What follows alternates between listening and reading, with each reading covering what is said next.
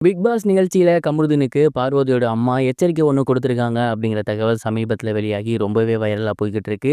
என்ன நடந்திருக்கு அப்படிங்கிறத தான் இந்த ஒரு வீடியோல நம்ம பார்க்க போறோம். பிக் பாஸ் ஃப்ரீஸ் டாஸ்க்ல பார்வதியோட ஃபேமிலி மெம்பர்ஸா அவங்களோட அம்மா பிக் பாஸ் வீட்டுக்குள்ள வந்திருக்காங்க. இன்னைக்கு அவங்களுக்கு 24 மணி நேரம் இருக்கலாம் அப்படிங்கிற பர்மிஷன் இருக்கு. அண்ட் இந்த ஒரு நாள்ல என்னலாம் நடக்க போகுது அப்படின்னு நம்ம எல்லாருமே எதிர்பார்த்துட்டு இருந்தோம். நாம எதிர்பார்த்தபடியே பார்வதியோட அம்மா கமருதீன் கிட்ட ஒரு சில விஷயங்கள் பேசியிருந்தாங்க. குறிப்பா அவங்க கமருதீன் கிட்ட என்ன சொல்லியிருந்தாங்க அப்படின்னா, "இங்க பாரு கமருதீன், நீ வந்து ரொம்ப நல்லபடியா விளையாண்டுட்டு இருக்க.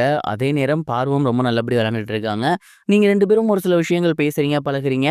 அது எல்லாமே பிக் பாஸ் வீட்ட விட்டு வெளிய வந்து வச்சுக்கலாம். ஏன் அப்படின்னா, இங்க வந்து மக்கள் இத பார்க்கறதுக்காக உங்கள உள்ள கூட்டி வரல. நீங்க 2 பேருமே உங்களோட வாழ்க்கையில அடுத்த கட்டத்துக்கு போகணும் அப்படின்னு ஆசைப்படுறீங்க. அதுக்கு தகுந்த மாதிரியான விஷயங்கள இங்க பண்ணுங்க. உங்க 2 பேத்துக்குமே இந்த பிக் பாஸ் வீட்ல ஜெயிக்கிறதுக்கு ஏகப்பட்ட கெப்பாசிட்டி இருக்கு. அப்படி இருக்கும்போது அந்த ஒரு விஷயத்த நீங்க வேஸ்ட் பண்ணிறாதீங்க. இன்னும் ஒரு 3 வாரம் இருக்கா, அந்த 3 வாரத்த ரொம்ப ஸ்பிரிட்டோட விளையாடுங்க. கேம்ல ஃபுல் கான்சன்ட்ரேஷன் வைங்க. முழுக்க முழுக்க அடுத்த லெவலுக்கு போகணும் அப்படிங்கிற எண்ணத்துல விளையாடுங்க. இந்த ஒரு பிக் பாஸ் வாய்ப்பு இந்த வீட்ட விட்டு நீங்க போனதுக்கப்புறம், இதுக்கப்புறம் உங்க லைஃப்ல கிடைக்கவே கிடைக்காது. அதனால இங்க இருக்கக்கூடிய தருணங்கள உங்களுக்காக செலவு பண்ணுங்க. நீங்க அடுத்த கட்டத்துக்கு போகணும்னு செலவு பண்ணுங்க. இதுதான் நான் திரும்ப திரும்ப சொல்லப்போறேன் அப்படிங்கிற மாரி சொல்லியிருந்தாங்க.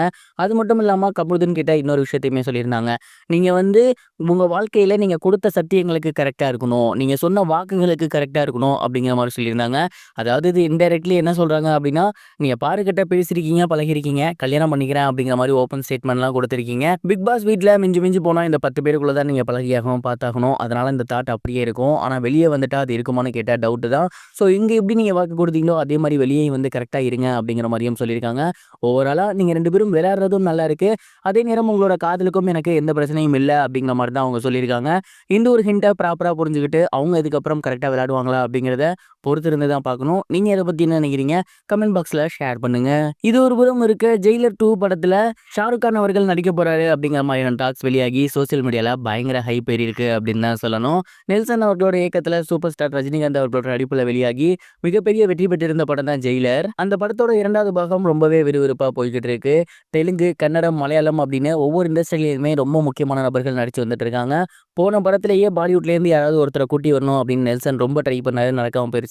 பட் இந்த படத்துல ஒட்டுமொத்த பேன் இண்டியன் படமா இது இருக்கணும் அப்படின்னு பாலிவுட்ல இருந்து ஷாருக் கான்ட்ட அப்ரோச் பண்ணியிருக்காராமா. அண்ட் ஷாருக் கானுமே தலைவரோட மிகப்பெரிய ஒரு ரசிகர்.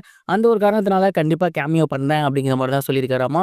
டேட்ஸ் மட்டும் இப்போதைக்கு கொஞ்சம் இஷ்யூவா இருக்கு அப்படின்னும், டேட்ஸ் பிரச்சனை இல்லைன்னா உடனடியாவே அவரோட கேமியோ எடுத்துடலாம் அப்படிங்கிற மாதிரி இருக்காங்களாமா.